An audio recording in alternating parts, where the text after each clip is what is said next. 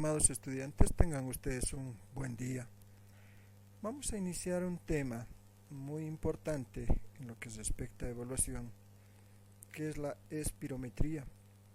Dentro de todas las posibilidades que tenemos nosotros de evaluación, la espirometría es una de estas, ¿sí? Es la valoración de cómo el paciente está en sus capacidades y volúmenes pulmonares. Es importante esta espirometría y los valores que vamos a ir viendo y entendiendo, porque va a depender del resultado de este examen complementario para las determinaciones especialmente terapéuticas. ¿Qué quiere decir?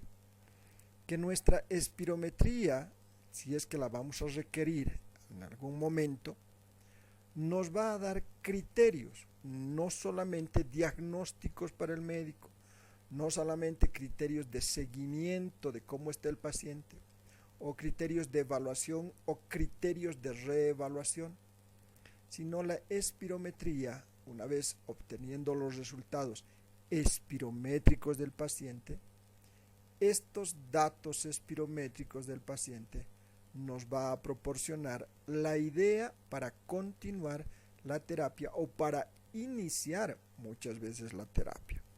¿Qué quiere decir? Que muchas veces en la evaluación que nosotros hemos realizado, vamos a realizar con el paciente, muchas veces no nos convence nada de la evaluación y nosotros necesitamos una valoración especial de espirometría para determinar qué tipo de seguimiento terapéutico vamos a hacer con el paciente. Entonces, esta valoración espirométrica, una vez más, puede servir como un método diagnóstico, médico, también fisioterapéutica, puede servir como seguimiento y como reevaluación para el terapeuta, o definitivamente puede servir para iniciar el tratamiento terapéutico, la terapia correspondiente. Vuelvo a repetir, posiblemente todos los criterios que habíamos visto hasta anterior, todos los criterios evaluativos no convencen al terapeuta respiratorio de cómo iniciar el tratamiento. Posiblemente este examen complementario, que es la espirometría, nos dé datos fidedignos para iniciar posteriormente la terapia respiratoria. Bueno, esta presentación calculo que la voy a hacer en dos. Ya de inicio les voy a dar todos los parámetros generales para que ustedes posteriormente tengan ya los criterios importantes de la espirometría. Empecemos con qué es la espirometría. Es una prueba que estudia el funcionamiento pulmonar analizando en circunstancias controladas la magnitud absoluta de los volúmenes pulmonares y la rapidez con que el paciente es capaz de movilizar. Quiero que pongan atención primero en la palabra espirometría. Si ustedes ven la primera parte, espiro significa expirar, ¿sí? Metría, la medición de la expiración. ¿Qué quiere decir? Que a través de la valoración de la expiración, ¿sí? A través de la medición de la expiración, ¿sí? Vamos a saber cómo está funcionando el pulmón. Vamos a analizar respecto a la medición de esto cómo está el funcionamiento pulmonar. En circunstancias controladas, ¿qué quiere decir? Que nosotros vamos a controlar este proceso espirométrico. No vamos a dejarlo al azar, ¿sí? Este proceso de expiración tiene que ser controlado.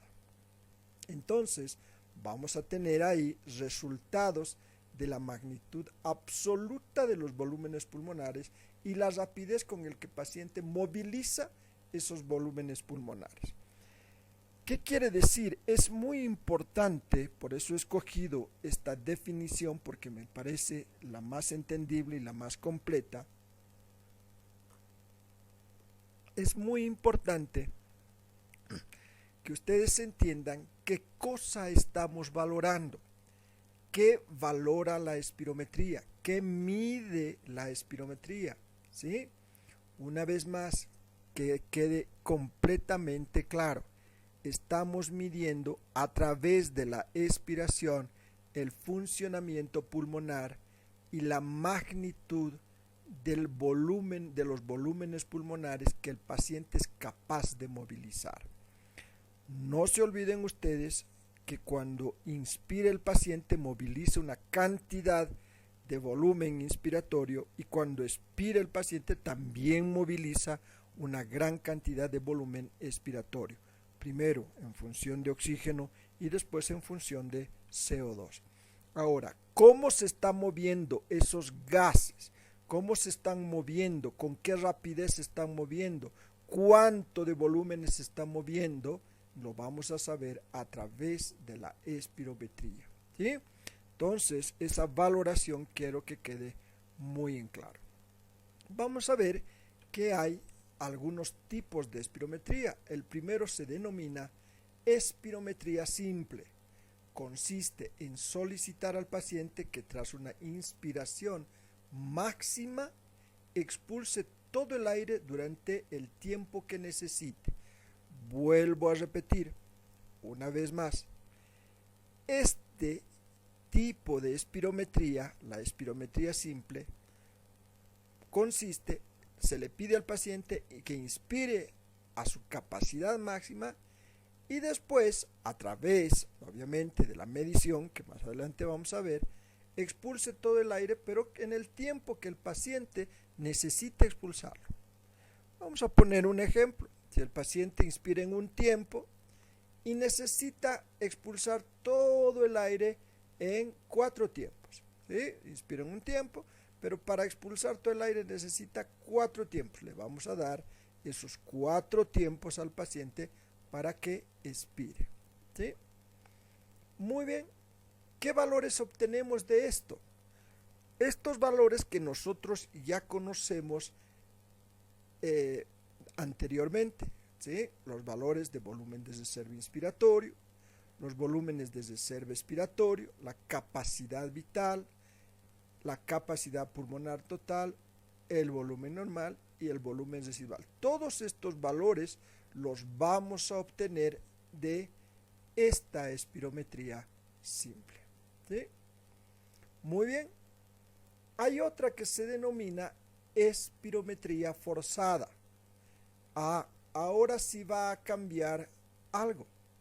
Es la maniobra que registra el máximo volumen de aire que puede mover un sujeto desde una inspiración máxima hasta una exhalación completa. Fíjense acá, tras una inspiración máxima se le pide al paciente que realice una expiración de todo el aire en el menor tiempo posible.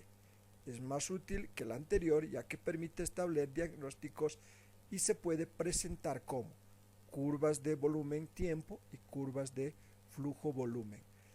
Quiero que acá noten, por favor, que aquí en la espirometría simple se le pedía que expulse todo el aire durante el tiempo que necesite. Por eso les decía, puede que en un tiempo inspire y en 4 tiempos expire, ¿sí? Acá no, acá se le pide que inspire igual, máxima capacidad, pero que bote el aire en el menor tiempo posible. Por eso se denomina muchas veces esta espirometría forzada, que se le denomina en un segundo, ¿sí? Porque casi tiene que botar en un segundo toda la expiración, en el menor tiempo posible. Por supuesto, muchos pacientes con problemas especialmente obstructivos crónicos tardan mucho más en expulsar o no pueden definitivamente realizar la expiración normal. Entonces, el primero, vuelvo a repetirles, la expiración se realizará el paciente libremente con todo el tiempo, pero en la espirometría forzada se le pedirá al paciente que expire en el menor tiempo posible, ¿sí? Y esta es la curva volumen-tiempo que vamos a medir, ¿sí? Fíjense, habíamos dicho que los parámetros diagnósticos se van a representar en curvas volumen-tiempo y en curvas flujo-volumen. Acá es una curva volumen-tiempo, ¿sí? ¿Qué quiere decir? En el momento de la expiración, la vamos a registrar en segundos, fíjense, y en volúmenes litros. Cuando el paciente empiece a expirar, por supuesto, valga la aclaración, esta es una curva volumen-tiempo ideal. Esto debería registrarse siempre, este volumen-tiempo, ¿sí? Esta curva ascendente que ustedes ven es el primer inicio de la expiración, que quiere decir que un gran flujo de volumen alcanza más o menos en unos 2 a 2,5 segundos. Acá, ¿sí? Posteriormente ya no hay un aumento del volumen en litros de la expiración. Esto se convierte ya en una curva lineal, horizontal, hasta el tiempo que permita el flujo de volumen expirado. Muy bien, ¿qué es lo que se mide? Se mide la FEV1, la evaluación, el flujo de volumen expiratorio en un segundo. ¿Qué es lo que nos interesa aquí? Evaluar cuánto de volumen ha expirado el paciente en un segundo, ¿sí? Fíjense acá esta cantidad de volumen expirado en el primer segundo. A eso se denomina FEV1, ¿sí? Flujo de volumen expirado en un segundo. Por lo general, este volumen expresado en litros, este volumen, tiene que alcanzar más o menos entre 2, 2,5 aproximadamente para la normalidad en el primer segundo, y posteriormente todo esto ya se va horizontalizando la curva o esta línea para ver que todo este proceso expiratorio es importante. Fíjense ustedes, hasta aquí, vamos a medir esto, hasta aquí el paciente en el primer segundo ha expirado más o menos 2,5 litros. ¿Qué quiere decir? Que en el primer segundo se realiza la mayor cantidad de aire expirado, en el primer segundo. Posteriormente se espera que 1 litro más, ¿sí? Estamos midiendo acá medio y medio, 1 litro más se expire durante el resto del tiempo. Pero la mayor cantidad de aire exhalado se da en el primer segundo, ¿sí? Esta es una curva normal, por eso se llama FEV1. Esto posteriormente se mide. Vuelvo a repetirles, esta es una curva volumen-tiempo normal, ¿sí? La FEV1 y en el tiempo requerido. Una vez más, para que no quede dudas, al paciente se le pide que expire forzadamente, porque estamos ahora, ubíquense, estamos en la espirometría forzada, que realice toda la expiración en el menor tiempo posible. Le vamos a hacer expirar al paciente en el menor tiempo posible. Esa expiración tiene que seguir estos parámetros. El paciente tendrá que haber expirado normalmente casi 2,5 litros en el primer segundo y posteriormente el resto en más segundos todavía, ¿sí? Esta es una curva volumen-tiempo normal. Esta es una curva de flujo-volumen. Lo vamos a llevar aparte, esto como tema aparte, pero para adelantarles, habíamos dicho que se establecen métodos diagnósticos en curvas volumen-tiempo y en curvas flujo-volumen, ¿sí? Esta es la curva volumen-tiempo y esta es la curva flujo-volumen. Nótense acá que esta curva flujo-volumen también está expresada primero en volúmenes litros, ¿sí? Y también en flujo litros por segundo, ¿ya? Ahora, ¿cuál es la diferencia de esto?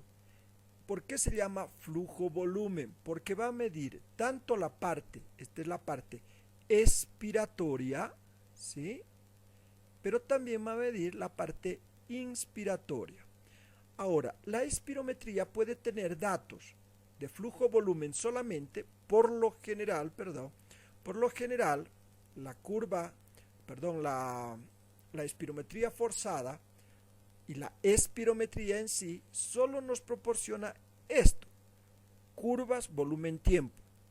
Si queremos nosotros hacer la espirometría más curva, flujo, volumen, nos va a proporcionar estos datos, tanto expiratorios como datos inspiratorios. No quiero complicarlos con esto porque la curva, flujo, volumen lo vamos a llevar como un tema aparte. Después de esta espirometría vamos a llevar la curva, flujo, volumen, ¿sí? El examen flujo, volumen, donde vamos a ver lo mismo, vamos a ver igual la FEB1, vamos a ver el tiempo expiratorio, el pico expiratorio y lo que va descendiendo, pero también vamos a ver la curva inspiratoria, ¿sí? Respecto a las capacidades y demás. Pero no quiero complicarlos con esto. Lo primero que quiero que entiendan es en la espirometría la curva volumen-tiempo. El tiempo de expiración en el primer segundo, que debe ser así, y posteriormente la curva se va haciendo horizontal. Bien, les había dicho, esto es de manera introductoria, vamos a ver los principales parámetros espirométricos, ¿sí? La capacidad vital forzada es el volumen de aire expulsado durante una maniobra de expiración forzada. Es el indicador de la capacidad pulmonar y se expresa en litros. Se considera normal cuando es mayor al 80%. ¿Se acuerdan que decíamos que la mayor parte del aire expirado, tiene que ser casi la totalidad del aire expirado en el primer segundo?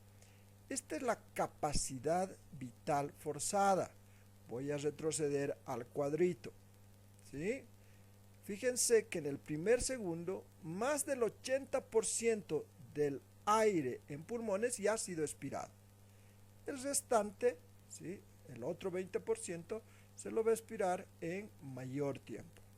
Pero la mayor parte del aire expirado se lo tendrá que hacer en el primer segundo. ¿Qué quiere decir? En un segundo. Vamos a ver determinantes. Cuando el paciente no puede expirar rápidamente este aire, estamos frente a un atrapamiento de aire en los pulmones, frente a una pulmonar obstructiva.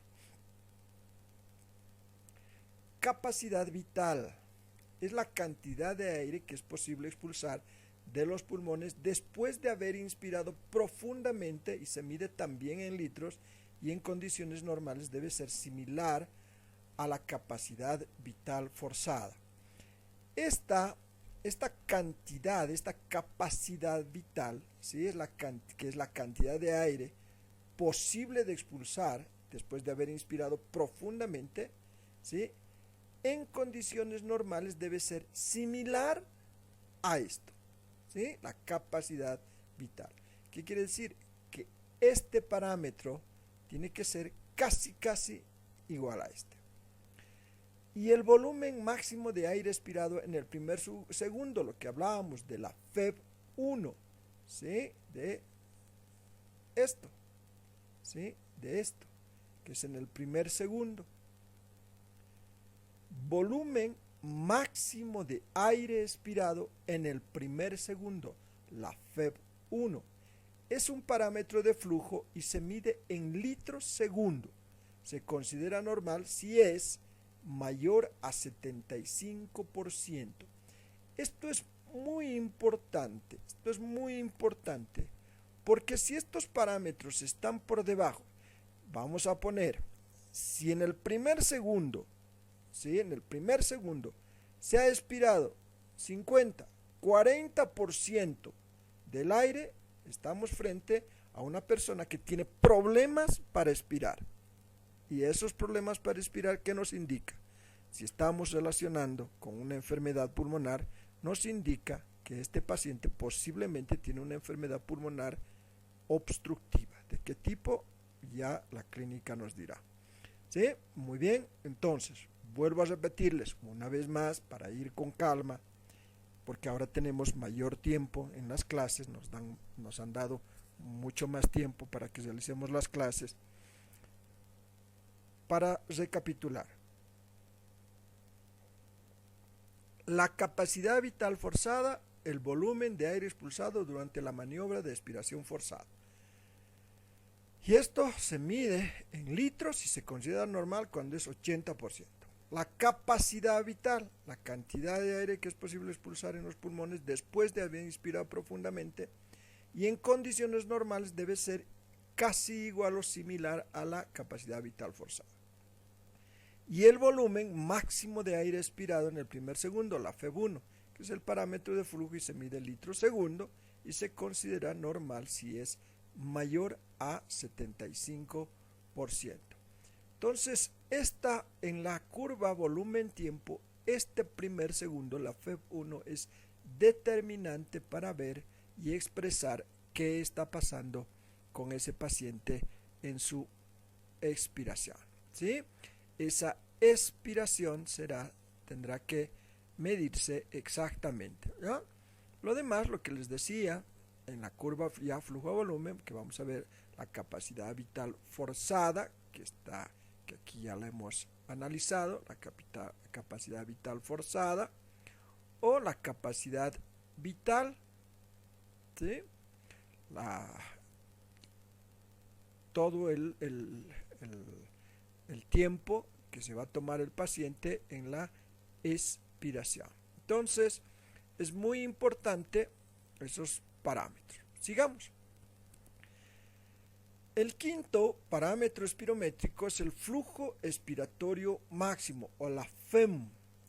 En algunos textos lo van a encontrar como la PEF, que es el peak flow.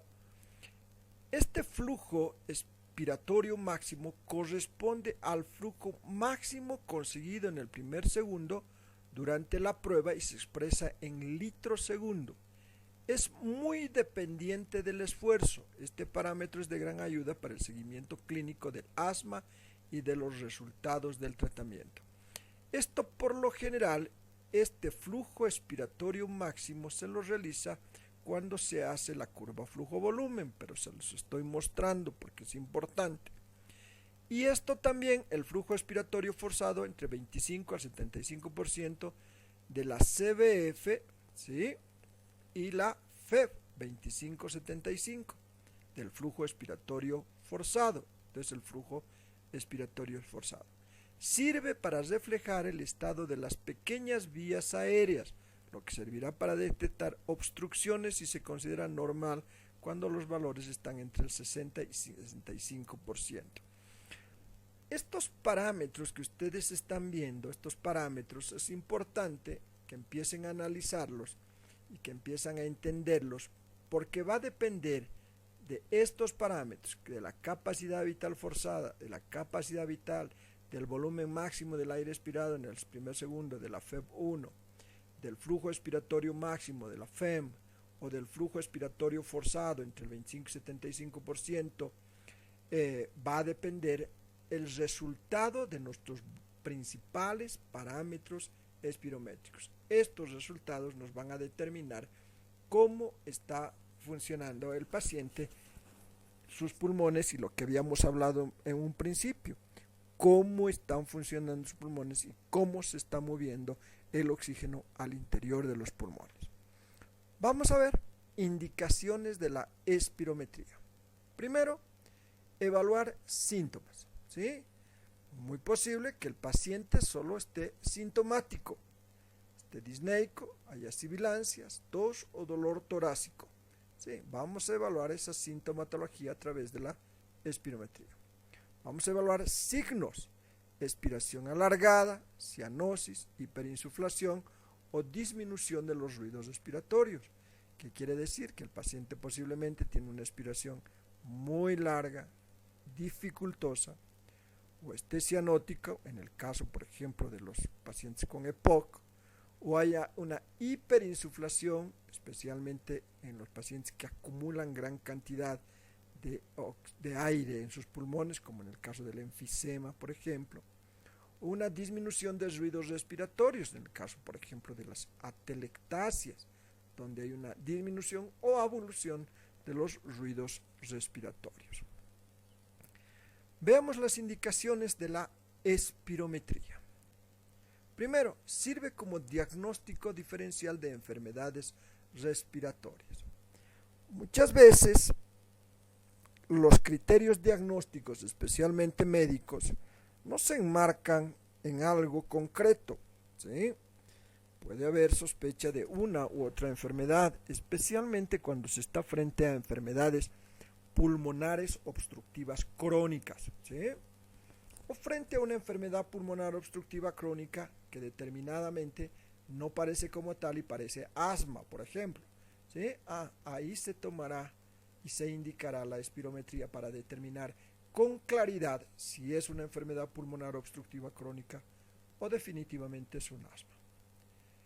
Cribado de pacientes con riesgo. Es muy importante en todos los pacientes, primero, fumadores o exposición profesional a inhalantes o monitorización de tratamientos respiratorios. Cuando hablamos de un paciente con riesgo, cuando este paciente es fumador, ya es un paciente con riesgo. O cuando el paciente por su profesión o su ocupación está expuesto a inhalantes e irritantes pulmonares o respiratorios. Entonces se tiene que hacer una espirometría. Muchas veces en las fábricas, por ejemplo, donde hay gran exposición a inhalantes, muchas veces cuando hay fábricas grandes, ¿sí?, el personal periódicamente se somete a espirometrías por este problema, por este factor de riesgo. Y obviamente la monitorización de tratamientos respiratorios, que quiere decir, si estamos realizando un tratamiento respiratorio, tanto tratamiento médico como tratamiento fisioterapéutico, nosotros tenemos que hacer un seguimiento a esto, de cómo anda el paciente. La espirometría nos va a dar luces respecto a cómo está el tratamiento, especialmente en el síndrome de distrés respiratorio. Por ejemplo, es fundamental el seguimiento de la espirometría en estos pacientes, o en los pacientes con fibrosis pulmonar, o en pacientes con otro tipo de enfermedades, por ejemplo, asma. Cómo más o menos nosotros estamos manejando terapéuticamente a ese paciente y podemos monitorizarlo a través de la espirometría, ¿sí? Cuantificación del impacto de la enfermedad en la función pulmonar. Esto es muy importante, porque el paciente puede ya estar con un diagnóstico de EPOC, con un diagnóstico de asma, con un diagnóstico de enfisema, o con fibrosis, no sé, con cualquier enfermedad. Vamos a ver esa enfermedad, o puede no ser también necesariamente una enfermedad pulmonar, puede ser una enfermedad cardíaca, una insuficiencia cardíaca congestiva, una valvulopatía, ¿sí? ¿Cuánto de impacto ha tenido esa enfermedad en la función pulmonar? ¿Cómo vamos a saber eso? A través, una vez más, de la espirometría. Valoración pronóstica y seguimiento de enfermedades respiratorias.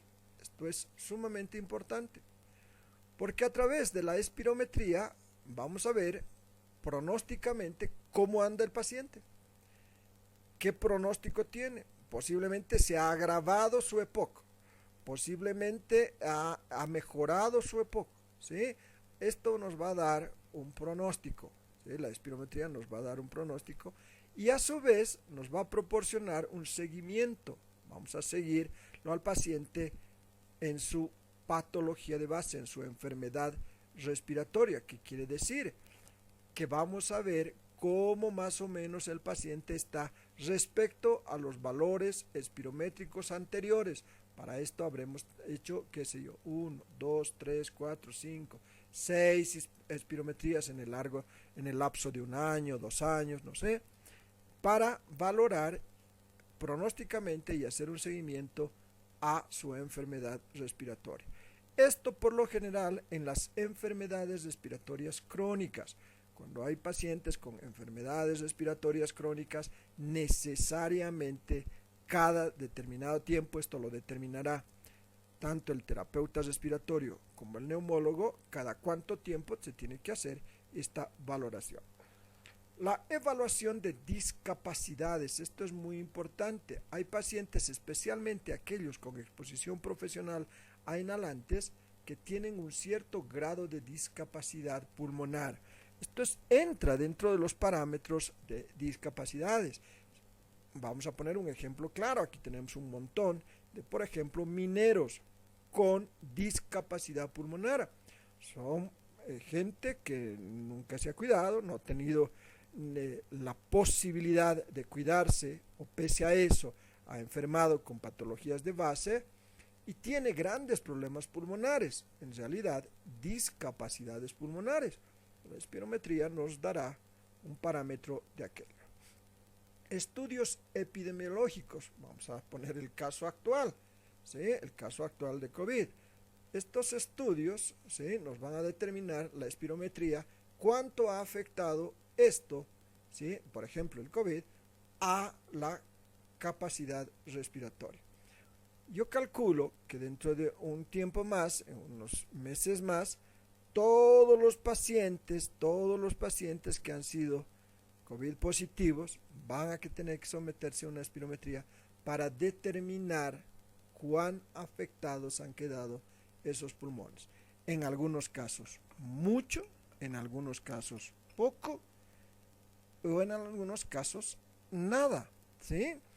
Si es que estos pacientes con COVID-1, por ejemplo, estos pacientes han sido entubados, con seguridad y necesariamente en algún tiempo van a tener que hacer una espirometría, porque es casi seguro que los pacientes que han sido entubados quedan con grandes secuelas pulmonares, ¿sí? Bien, para esto servirá la espirometría. También como valoración preoperatoria, esto es importante, sea o no la operación referida a un problema pulmonar o un problema extrapulmonar, ¿sí? Muchas veces esta valoración preoperatoria surge a consecuencia de alguna complicación pulmonar en el momento de la determinación de la cirugía. Vuelvo a repetirles, sea o no esta pulmonar, la mayor de las veces obviamente por problemas cardiopulmonares, pero puede ser que la operación no sea necesariamente por un problema cardiopulmonar. Vamos a ver ahora las contraindicaciones. Bien, habíamos visto que todos los pacientes pueden someterse a valoración esta de la espirometría, pero también para esto hay contraindicaciones. Una es, por ejemplo, las que denominamos contraindicaciones absolutas, el neumotórax. Obviamente, paciente con neumotórax, imposible que expire, imagínense.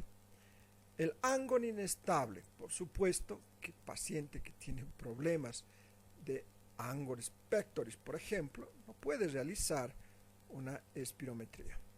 Desprendimiento de la retina. No se olviden que al realizar la espirometría tienen que hacer esfuerzo expiratorio. Estos pacientes no pueden hacer. Tuberculosis pulmonar activa, tampoco. Paciente con tuberculosis especialmente activa no puede hacer. Aneurismas, tampoco. Hemoptisis recientes, no. O cualquier otra que impida la movilización del tórax. Pacientes traumatizados, por ejemplo, politraumatizados o policontusos, por ejemplo, que no pueden movilizar el tórax, no se hace la espirometría. Veamos las contraindicaciones relativas en el caso de una traqueostomía, por ejemplo. Esto en los pacientes especialmente intubados y están intubados con una traqueostomía. Esta va a impedir que realice de forma fehaciente especialmente la prueba. ¿Por qué es relativa? Porque puede dar falsos parámetros espirométricos precisamente por la traqueotomía, ¿no?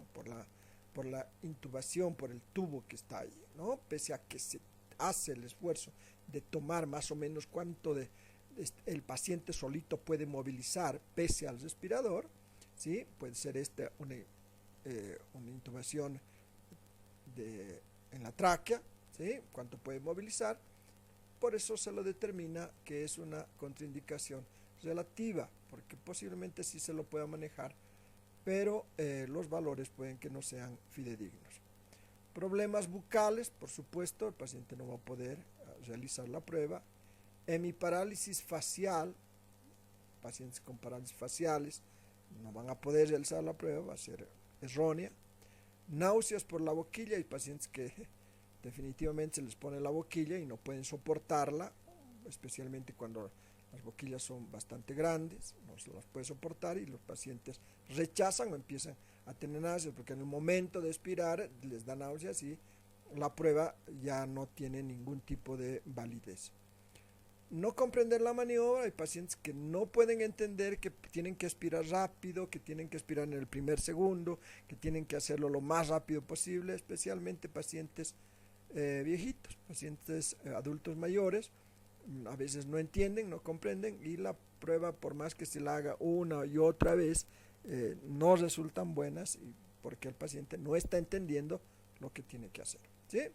O estado físico o mental deteriorado, el paciente posiblemente ni física o mentalmente no puede realizar, porque definitivamente no puede expirar, porque no tiene fuerza, le cuesta expirar, especialmente en pacientes una vez más adultos mayores que les cuesta expirar, no pueden ni soplar, entonces es muy dificultosa realizar la prueba, casi imposible. O de pronto un paciente con Alzheimer, por ejemplo, ¿no? Donde le indicas qué tiene que hacer y no entiende absolutamente nada de lo que tiene que hacer y no puede realizar la prueba, ¿sí? Para esto nos tenemos que hacer esta pregunta. ¿Todo el mundo sopla igual? ¿Todo el mundo sopla de la misma manera? Por supuesto que no, ¿sí? Hay personas, fíjense aquí la gran diferencia de tamaño, ¿ya? Que puede que él respire menos y ella respire más. Puede ser que una persona adulta mayor respire más y este joven respire menos. O los niños con su diferente expiración. Entonces, cada quien expirará de diferente forma, ¿sí? No todo el mundo sopla igual. Algunos soplan, otros no. Muy bien. Veamos las técnicas de realización de la espirometría. Vamos a ver que ahora sí, aquí nos vamos a dar cuenta en las técnicas de realización de la espirometría que no todo el mundo sopla igual, ¿sí? Muchas veces nos vamos a encontrar con grandes sorpresas. Vamos a ver algunas cuestiones previas a la espirometría, ¿sí? ¿Qué quiere decir? Consideraciones antes de realizar la prueba espirométrica. Antes de la realización se habrán dado al paciente instrucciones adecuadas. ¿Qué quiere decir? El paciente tiene que saber exactamente qué es lo que tiene que hacer, cómo lo va a hacer, de qué forma lo va a hacer, cuánto tiempo, todas las indicaciones, ¿sí? Pero si su estado mental está deteriorado, lo que les decía, posiblemente no entienda lo que tiene que hacer. El lugar donde se va a efectuar la prueba será tranquilo, agradable y con la temperatura adecuada, ni muy frío ni muy cálido, más o menos a más de 18 grados centígrados, ¿sí? Ideal, sí. Real, muchas veces no, ¿sí? Pero este es el ideal. El paciente llevará cierto tiempo en las dependencias y se le preguntará por posibles problemas o factores que puedan alterar su comodidad. ¿Qué quiere decir? Que el paciente no llega y realiza la prueba. El paciente tiene que estar tranquilo, tiene que estar un tiempo en el ambiente y preguntarle, ¿está usted bien? ¿Se siente bien? Vamos a realizar la prueba. ¿Tiene algún problema? ¿Está usted cómodo? Etcétera, etcétera. Veamos el material necesario. Primero, desde una habitación cerrada y tranquila, sin ruidos. Tiene que estar, ¿qué? La habitación tranquila, ¿sí? No puede haber intranquilidad, porque el paciente no puede distraerse en el momento de hacer la prueba. El paciente no puede estar pendiente de algo para hacer la prueba, ¿sí? Tiene que estar en un ambiente tranquilo. Sin ruidos, lo ideal. Tiene que haber una báscula, un tallímetro, que quiere decir una báscula para el peso, para la talla, un termómetro para medir tanto la temperatura ambiente, ¿sí?, como la temperatura del paciente, un barómetro y medidor de la humedad relativa del aire, ideal, y boquillas desechables. Esto es muy importante, ¿no? No tienen que ser las mismas boquillas.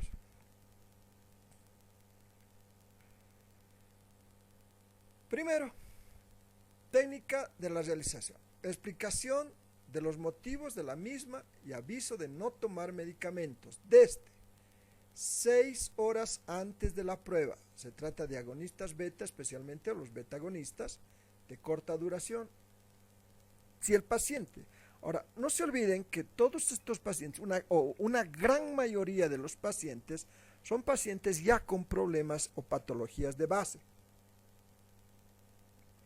Pacientes con problemas cardiorrespiratorios, con problemas cardíacos o problemas respiratorios, y muchos de estos pacientes ya están medicados anteriormente, ¿sí? 6 horas antes no debe haber tomado ningún medicamento. 12 horas antes para los agonistas beta de larga duración y teofilinas, especialmente para aquellos pacientes que toman por problemas cardíacos, los beta agonistas o los agonistas de larga duración. Si toma los agonistas de corta duración 6 horas antes y los de larga duración 2 horas antes, no tendrá que haber tomado ninguna de esas medicaciones. 24 horas para los broncodilatadores de acción prolongada. Hay pacientes que viven con broncodilatadores, especialmente con los pacientes asmáticos que permanentemente tienen crisis o se acostumbran a los broncodilatadores. 24 horas antes el paciente no tiene que haber recibido ninguna dosis de broncodilatadores.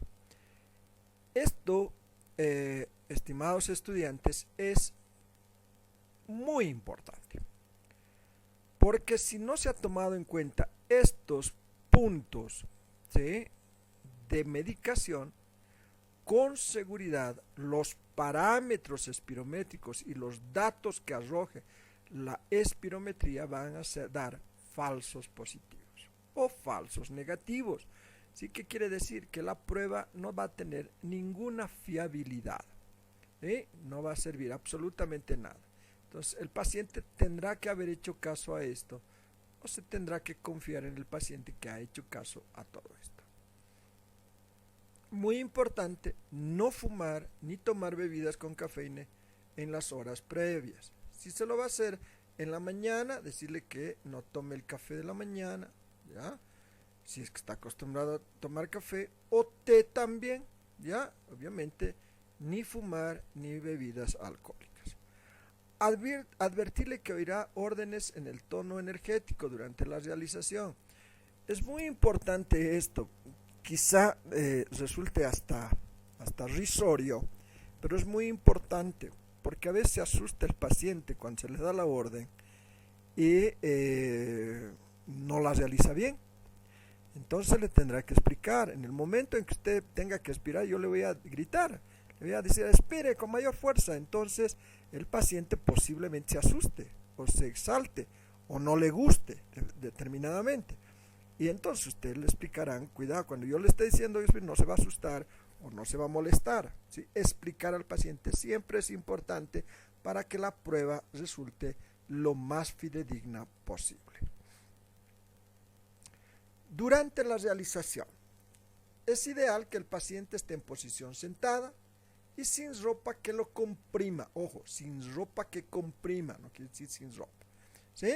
Posición sentada es importante, ¿ya? Y nada que esté apretándolo, ¿no? Qué sé yo, fajas, ropa muy apretada, chamarras, etcétera, ¿sí? Tiene que estar muy cómodo. La colocación de la pinza nasal es muy importante. ¿Por qué? Porque va a expirar por la boca y tiene que estar la nariz pinzada para que no haya fugas por la nariz. Comprobar que la boca esté libre de elementos que dificulten la realización, especialmente en los adultos mayores, dentaduras postizas.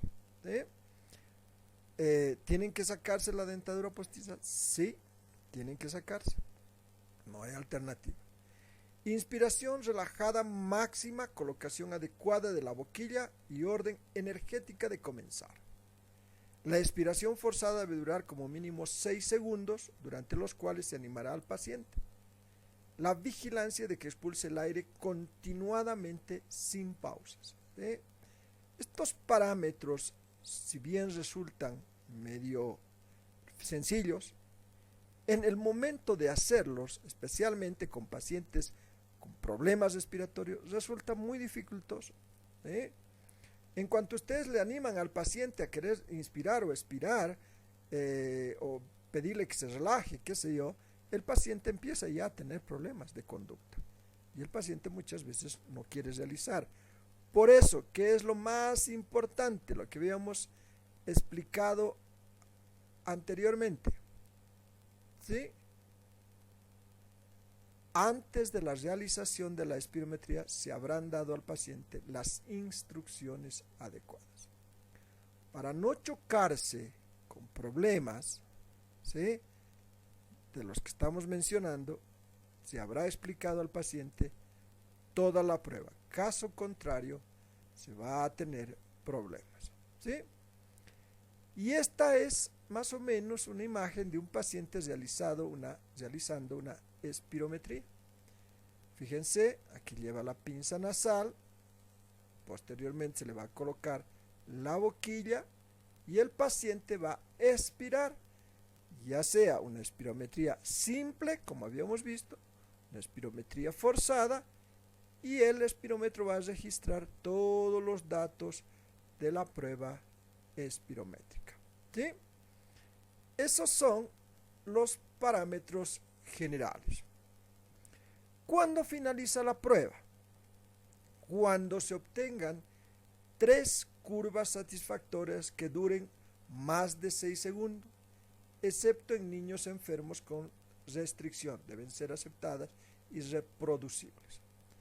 Diferencias entre las 3 curvas, especialmente en la FBC, la FEB1, inferiores al 5% o a 100 ml. ¿Qué quiere decir? Que en las 3 curvas estos parámetros no tienen que ser inferiores al 5%. ¿Sí? El número máximo de curvas para no agotar al paciente será de 8 o 9, pero no debe ser inferior a 3. ¿Qué quiere decir?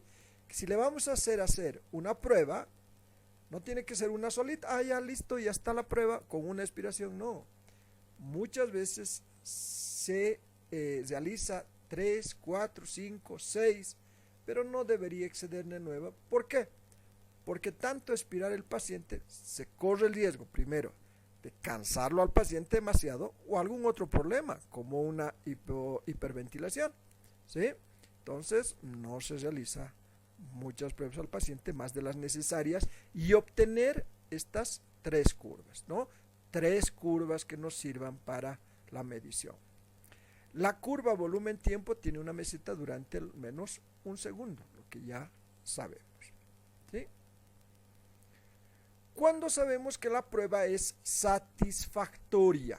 ¿Sí? Cuando tenemos criterios de aceptabilidad de la prueba.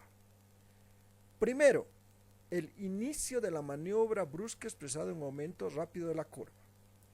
Forma de la curva con deflexión clara y brusca en un curso suave sin rectificaciones ni melladuras. Duración mínima de 6 segundos, en menores de 10 años es válida una duración de 3 segundos. ¿Cuáles son los criterios de reproductibilidad? ¿Qué quiere decir? Que vamos a volver a reproducir. Las diferencias entre los mejores valores FBC y FEB1 son inferiores al 5% y 150 ml. Entonces vamos a ver los criterios de aceptabilidad, todos estos, y los criterios de reproducir la prueba, ¿sí? Cada uno de estos criterios se los tendrá que valorar en cada prueba, en cada curva, ¿sí? Si tenemos estos criterios satisfactorios o tenemos criterios para nuevamente realizar la prueba. ¿Qué quiere decir? Puede ser que obtengamos 6 pruebas. De las 6, las 6 tienen criterios de aceptabilidad. Vamos a tomar las 3 mejores. Hemos realizado 9 pruebas. De las 9 pruebas, 6 o 5 tienen criterios de aceptabilidad. Ya tenemos un buen número de criterios de aceptabilidad y los vamos a tomar esos criterios. Pero si de las 6 pruebas, 5 no cumplen estos criterios y cumplen criterios de reproductibilidad, lo haremos descansar al paciente, que sea unos 15 minutos, y posteriormente a los 15 minutos nuevamente haremos la prueba, cosa de que tengamos estos criterios de aceptabilidad. ¿Por qué es importante esto, estimados estudiantes? ¿Por qué es importante esto? Porque es muy fácil confundirse, elaborar una prueba espirométrica y no tener la valoración exacta. Pueden ser, lo que les decía, o falsos positivos o falsos negativos. Posiblemente por no tomar en cuenta estos criterios, tantos de aceptabilidad o criterios de reproductibilidad, podemos fallar en la prueba. Puede ser la prueba mala y dar un diagnóstico erróneo o un seguimiento erróneo. Y peor aún, si la prueba ha sido realizada de mala forma, no cumpliendo estos criterios, si nosotros estamos elaborando o hemos mandado elaborar esta prueba para hacer un seguimiento, control o determinación de terapia, inmediatamente nos vamos a confundir en los criterios posteriores de terapia, ¿no? Un mal diagnóstico, ustedes saben, un mal diagnóstico arrastra a un mal tratamiento, ¿eh? Si este diagnóstico espirométrico es malo, no aceptable, que debería haberse reproducido, y es malo y nosotros tenemos esos valores, con seguridad nuestra terapia posterior basada en estos resultados va a ser mala, ¿sí? Muy bien, aquí tenemos una elección de la curva con criterios de aceptabilidad, criterios de repetibilidad iguales que los anteriores, y seguirá aquella curva que la F y F sea mayor, así como su cociente. Son exactamente los mismos criterios determinados en otra forma y los mismos criterios de repetibilidad, ¿sí? Bien, vamos a quedar acá. No sé cuánto de clase llevamos, no he medido el tiempo, pero debemos estar por encima de los 30 minutos seguramente. De inicio quiero comentarles algo muy importante, ¿sí? Para terminar la clase de hoy. Nos han pedido que las clases sean en mayor tiempo de lo que fueron las anteriores. También les han debido comunicar a ustedes que las clases deberían tener un mayor tiempo que las anteriores, que las semanas pasadas, ¿sí? Bien, ustedes saben que donde manda capitán no gobierna marinero, entonces yo debería hacer caso a lo que indica la universidad, ¿ya? Por supuesto que voy a subir el tiempo de las clases, pero lo voy a subir explicando con mucha más calma todos estos parámetros, cosa que se alargue un poquito más la clase, pero de ninguna manera voy a avanzar en cantidad de tema, cosa de que ustedes entiendan los 10, 15 primeros minutos de la clase y los restantes 15 a 40, 45 o una hora no entiendan absolutamente, simplemente por cansancio, ¿sí? Un cansancio de oír y obviamente el cansancio de monólogo permanente mío, ¿ya? Este es el riesgo que se corre en este tipo de clases que yo estoy mandando, porque es simplemente un monólogo, es algo que yo estoy hablando y ustedes nada más están escuchando, entonces corre ese riesgo cuando no son clases en vivo. Y muchas veces, incluso cuando son clases en vivo, no hay participación del estudiante.